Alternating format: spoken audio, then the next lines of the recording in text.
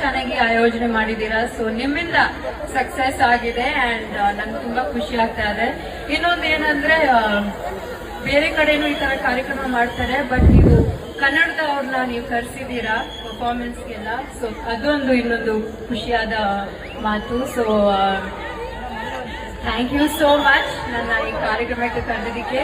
ನಿಮ್ಮನ್ನ ಎಲ್ಲರೂ ನೋಡಿ ತುಂಬಾನೇ ಸಂತೋಷ ಆಯ್ತು. ಕಾರ್ಯಕ್ರಮನ ಎಂಜಾಯ್ ಮಾಡಿ, ಊಟ ಮಾಡಿ ಅಂಡ್ ನೆಕ್ಸ್ಟ್ ವರ್ಷನೂ ನಾವು ಸಿಗೋಣ. Thank you so much.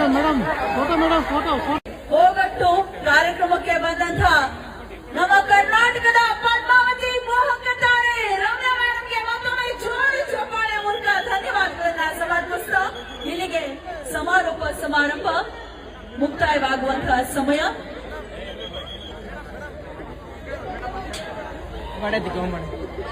Siddalingeshwara sir ಅವರು ವಂದನಾ ಅರ್ಪಣೆಯನ್ನ ಸಲ್ಲಿಸಲಿಕ್ಕಾಗಿ ಮುಂದೆ ಬರಬೇಕಾಗಿ ಕೋರ್ಕೊಳ್ತಾ ಇದ್ದಾರೆ.